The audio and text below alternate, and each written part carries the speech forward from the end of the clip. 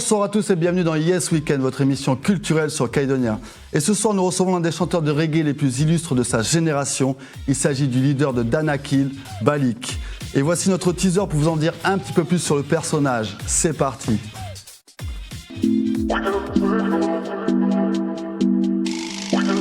C'est une voix, une figure reconnaissable parmi tant d'autres, que l'on ne présente plus. Quand est-ce que ça a commencé? Quand est-ce que ça va s'arrêter? Voilà ce qu'on n'achète pas. Car comme vous le savez, Balik est le chanteur du mythique groupe de reggae français Danakil. On ne marchande pas. La place d'une petite fille dans le cœur de son papa. C'est les étoiles, c'est la nuit. Quand on aura le respect. Qui depuis les années 2000 s'est imposé comme l'une des têtes d'affiche majeures du reggae hexagonal. Est-ce qu'on y arrivera? Si vous mentez à la télé. Artiste engagé sans concession, Balik est aussi un amoureux de la langue française, qu'il aime manier sur le reggae comme sur le rap pour transmettre ses messages. Chacun doit regarder le passé, droit dans les yeux. Ma génération doit pousser, elle devra faire mieux. La jeunesse d'aujourd'hui connaît mieux les enjeux. Je veux que l'album sente le sable et le soleil du Sahel. Je veux que la guitare peut le m'envoûter et m'ensorcelle. Que la musique soit à l'honneur. Les voyages qu'elle promet nous donnent du bonheur. J'ai voulu faire un morceau blues, aride, qui me rappelle à ce chanteur. Ali Farka, l'ambassadeur du Mali. Que ça sonne au soleil ou sous la pluie. Aujourd'hui, Balik est sur le territoire pour 2 dates exclusives.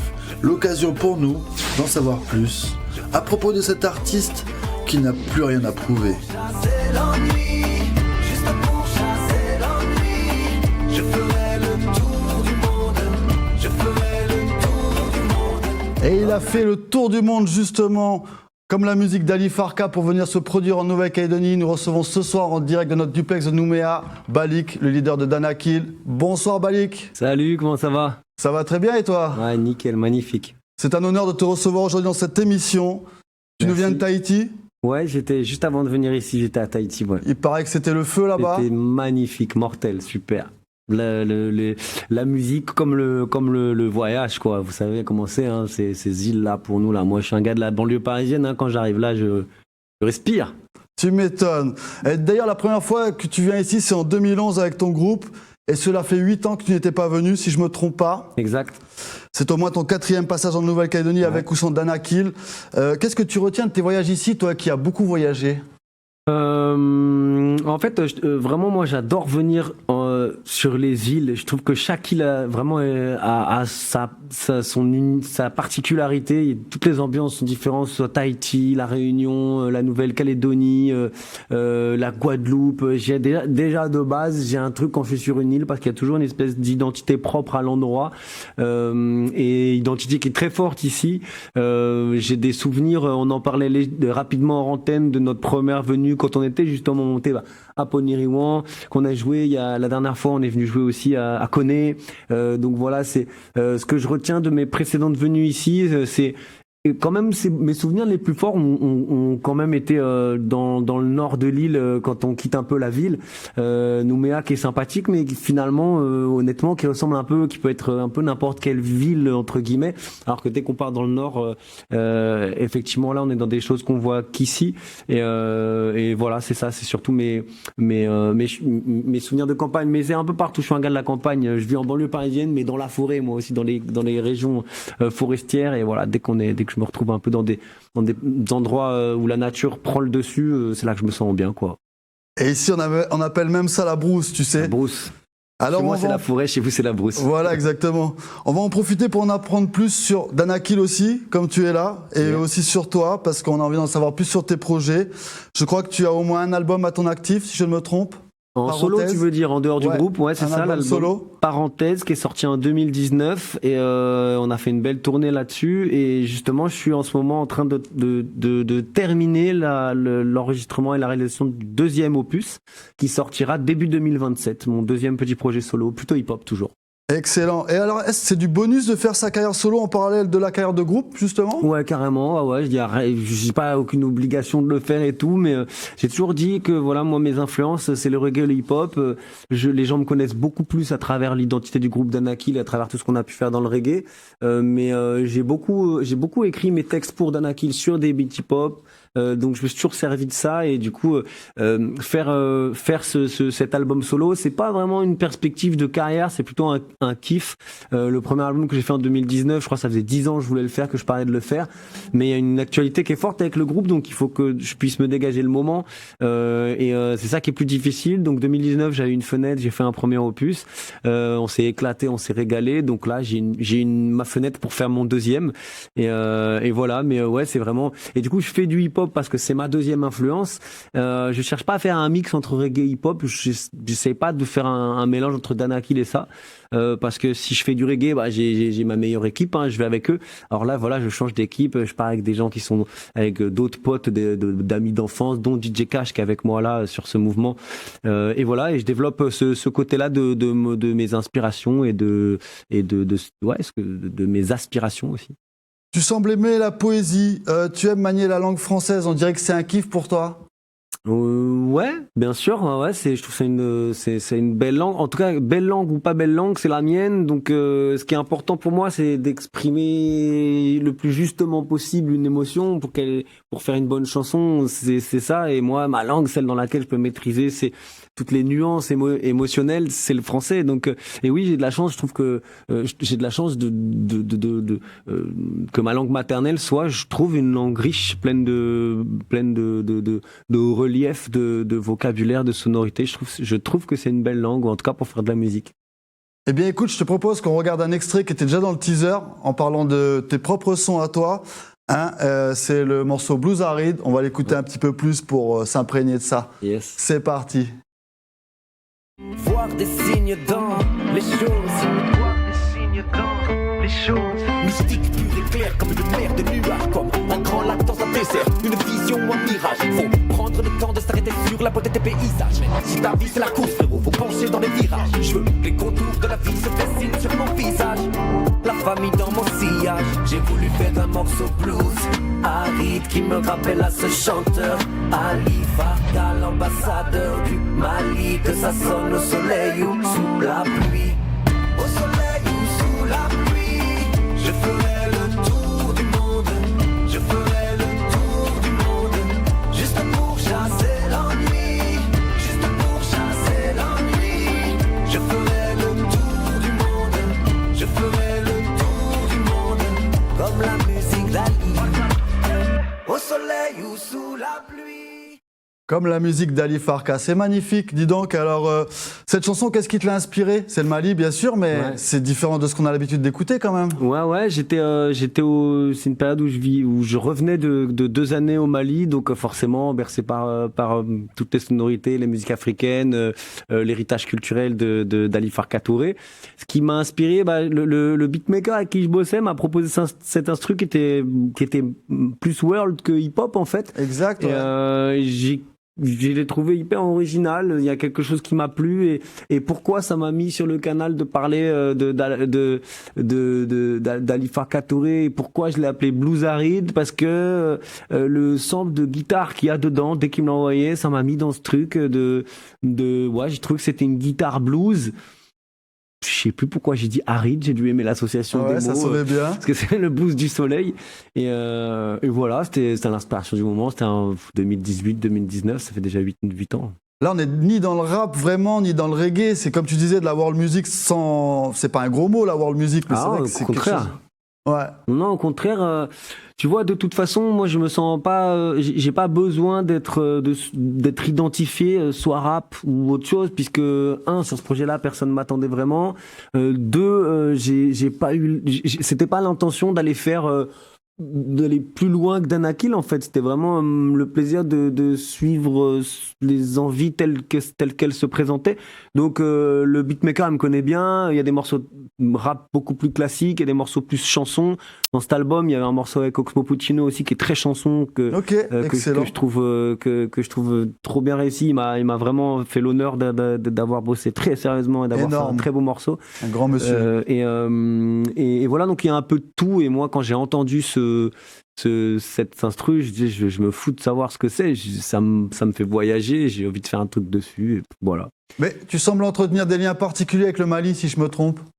Ouais, bien sûr. J'ai habité là-bas pendant quelques années. Ok. J'ai enregistré des albums. J'ai fait des rencontres déterminantes pour la suite de ma carrière là-bas.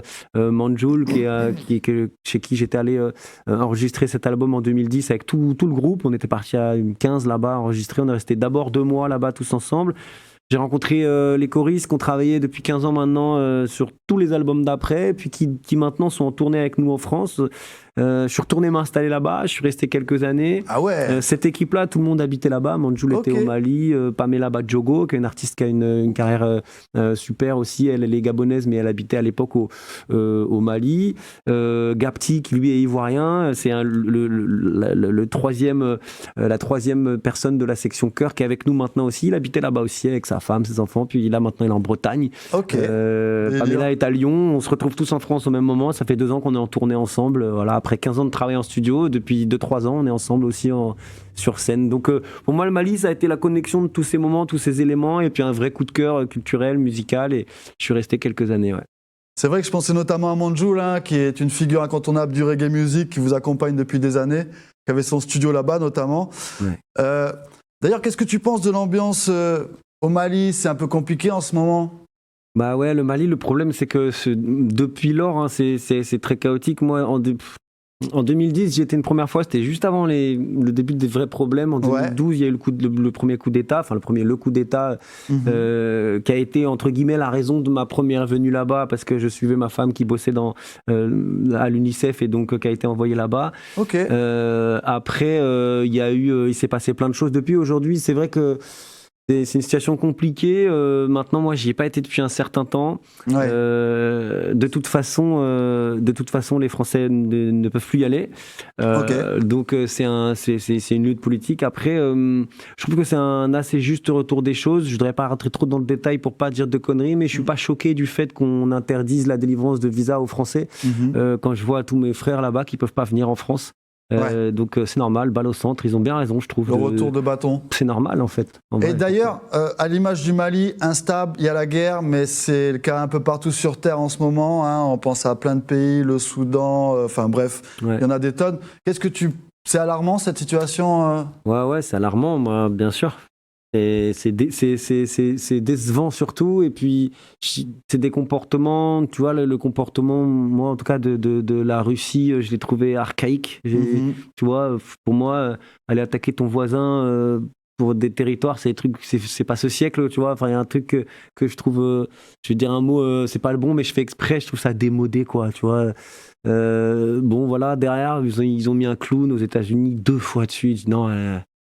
Mais bon, je ne veux pas jeter la pierre au peuple, parce que chez nous, moi j'ai un peu peur aussi. On nous promet ce vent d'extrême droite d'un point de vue politique. Alors pour moi, c'est pas encore fait. Je n'ai pas du tout l'intention de baisser les bras et j'espère vraiment que ça n'arrivera pas.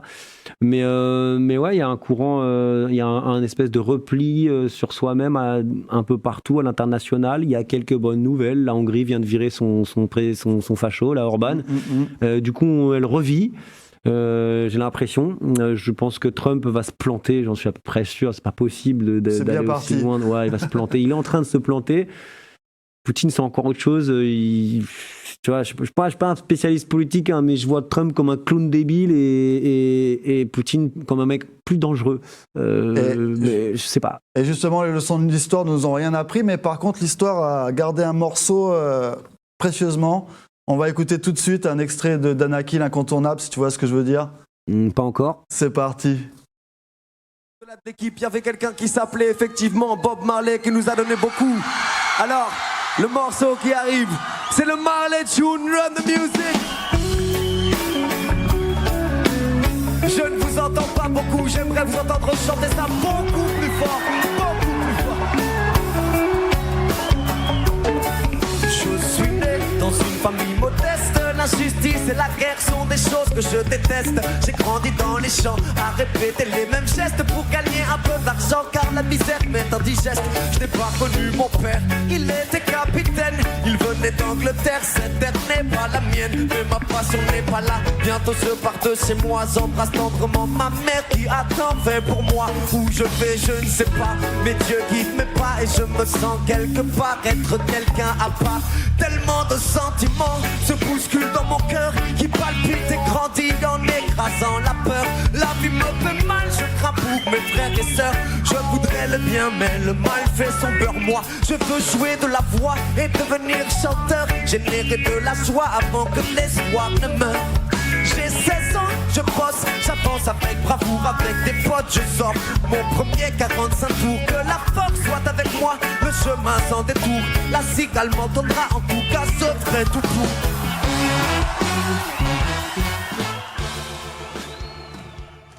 C'était le morceau Marley qui a fait le tour du monde plus vite que vous, je crois. Ouais. Qui a écrit ce hit qui est un véritable banger, il faut le dire? Bah, c'est moi qui écris les chansons du groupe, donc celui-là aussi, ouais. Incroyable, dis donc. Ça a été un single de platine, je crois? Ouais, exactement. Ouais, c'est vraiment le morceau du groupe le plus connu, hein. C'est un peu le premier sur le CV. Et je pense que c'est à travers ce morceau que beaucoup de gens nous ont découvert et ont accédé au reste du groupe et ont connu le groupe, quoi. C'est clair, hein. Exactement. C'est comme ça qu'on vous a découvert ici, en tout cas. Ouais.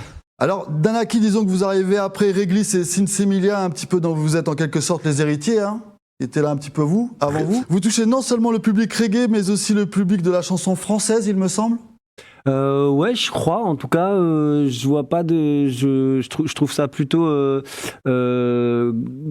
comment dire, gratifiant, c'est pas le mot, mais ouais, ouvrir le cadre, quoi. Pour moi, c'est de la musique, c'est de la chanson qui s'habille en reggae avec une identité culturelle reggae, un message, et c'est ça qui nous a donné envie, hein. Mais ouais, je trouve que chanson, c'est un mot qui va bien aussi. Ouais. Et par contre, je me disais, mais tu ne t'exprimes jamais en anglais, du coup, dans ta musique. Pourquoi? Parce que je parle mieux français. Ouais. Et j'en reviens un peu à ce qu'on disait tout à l'heure. Le premier album, en 2006, il y avait 4 chansons en anglais. Ah, ok. Le deuxième, il y en a eu 2. Et après, il n'y en a plus jamais eu. Parce que les 2 premiers albums, on se construit, on cherche, on machin. Et puis après, en tant que groupe, hein, on trouve notre identité artistique aussi. Et moi, j'ai vite su que mes vraies choses, j'allais les dire comme ça en français. Et aujourd'hui, j'adore chanter en anglais, tu vois, comme ça, en impro, en son, système, tout ça. Mais sur album, je suis pas encore, j'ai pas le goût encore. J'aime parler, réfléchir et raisonner. Et faire ces phrases, écrire en français, en fait. Mais d'une certaine façon, est-ce que ça ne vient pas des barrières avec l'international pour accéder à des plus grandes scènes encore? Alors non, par contre, c'est une barrière pour l'international. C'est-à-dire que quand tu fais 100% francophone, t'es pas connu dans les pays anglophones. Ouais, c'est ce que je voulais dire, en fait. Ouais, si, ça. Mais moi, j'ai jamais fait de la musique pour aller conquérir le monde. Donc, ma sincérité dans la musique, elle est comme ça. Et je prends ce que ça me donne. Et ce que ça me donne pas, je laisse pour les autres. Donc, on a été quand même invités. On a joué aux États-Unis, on a joué en Hongrie, on a joué au Canada, on a joué à Djibouti, on a joué au Mali, en Côte d'Ivoire. On a bougé. Et si tu regardes la francophonie, c'est une grande partie de l'Afrique, c'est beaucoup d'îles. C'est la France, c'est la Belgique, c'est la Suisse, c'est le Luxembourg, c'est le Canada. C'est quand même assez vaste. Et dans tous les pays du monde, il y a des communautés françaises aussi. Donc même quand on va jouer en République tchèque, on joue dans un bar de 300-400 personnes. Ah, excellent. Donc en fait, il y a ça. Et comme je te dis, moi, j'ai pas spécial. On a déjà tellement de concerts, en fait, que si en plus tu vas aller faire cette démarche d'aller te vendre à l'international, entre guillemets, te faire connaître quand t'es pas mainstream, faut y passer ta vie, hein. Et bon, après, moi j'ai ma vie de famille aussi, et quand on a des pauses, j'aime bien être à la maison aussi. Alors, j'ai une autre question pour Danakil, mais c'est quoi la formule magique pour durer dans le temps comme vous le faites? C'est l'amitié, le respect, je pense. Voilà, hein, quand on se connaît bien, qu'on a le plaisir d'être ensemble. Nous, depuis qu'on a 17-18 ans, on en a plus de 40 aujourd'hui. Et voilà, c'est le plaisir de construire ça ensemble, d'avoir grandi musicalement ensemble, d'avoir vu nos familles tu vois, de construire ensemble. C'est une vraie histoire de lycée, hein, donc je pense que c'est ça, tout simplement. Hein. Tout simplement.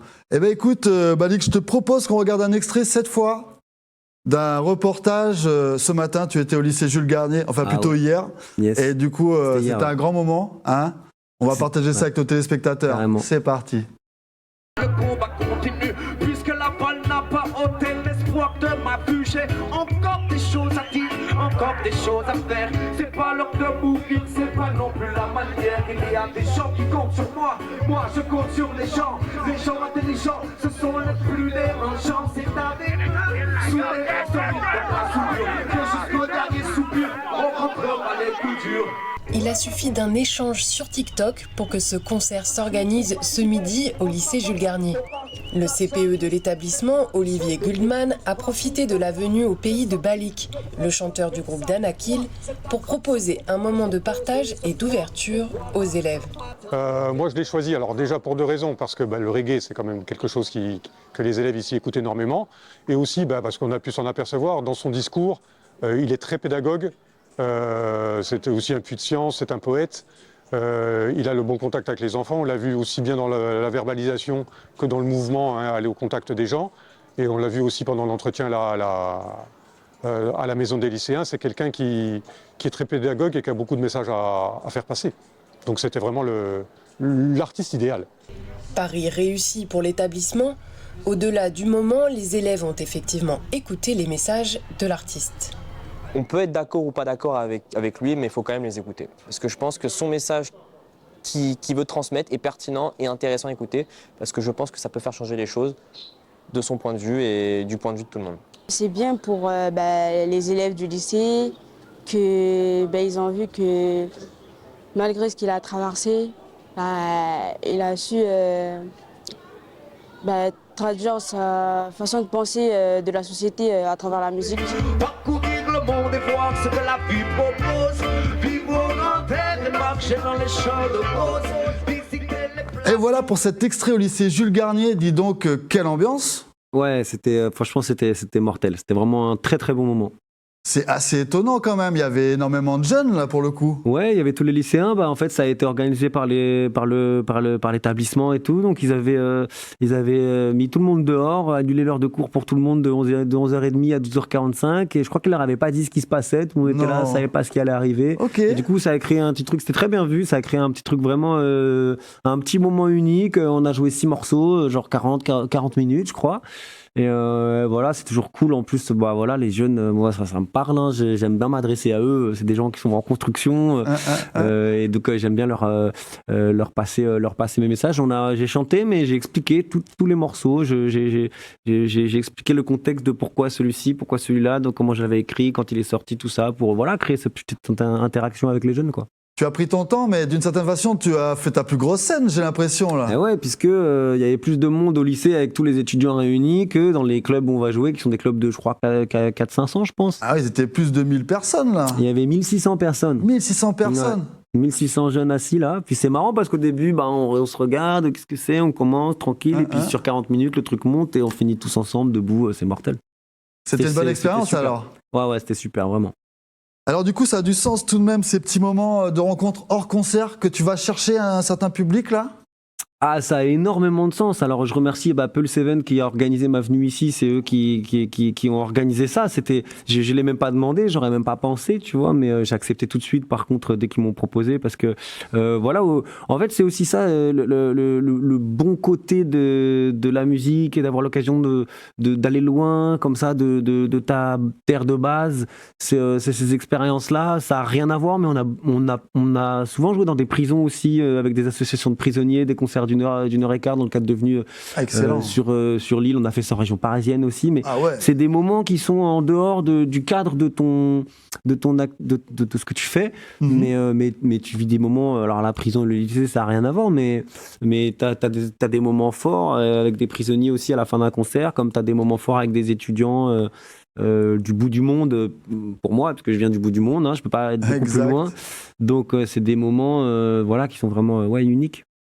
Et big up à Peul Seven pour t'avoir fait venir. Ouais, carrément. Et l'émission, elle va à toute vitesse et c'est déjà la fin.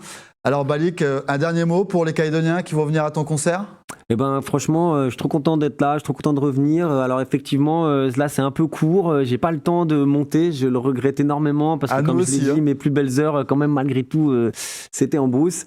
Mais c'est un peu juste, voilà, c'est un petit peu juste parce qu'il y a pas mal de concerts et pas mal d'activités en peu de jours. Mais voilà, je salue toute l'île, tous les gens, ceux qui viennent pas, et puis j'espère revenir plus vite la prochaine fois, pas attendre 8 ans, peut-être avec tout mon groupe, puisque parfois j'arrive à venir avec tout le monde et parfois je viens tout seul. Mais voilà, je donne rendez-vous à ceux qui veulent venir ce week-end, ce soir et demain, donc vendredi et samedi. Exactement, ce soir au MV Lounge et demain soir au Single Film. Exactement, et puis voilà, on continue d'écrire l'histoire ensemble. Merci, c'était le mot de la fin, Balik. Merci beaucoup. Merci à toi d'être venu dans les studios de Calédonia, c'était un honneur de te recevoir. Avec plaisir, merci beaucoup. beaucoup. On te souhaite une longue carrière et on te dit au revoir. C'est gentil, merci. Quant à nous, chers téléspectateurs, eh bien, c'est l'heure de se laisser. On se donne rendez-vous la semaine prochaine. Et d'ici là, faites attention sur les routes, surtout. Et moi, je vous souhaite un bon week-end et je vous dis au revoir.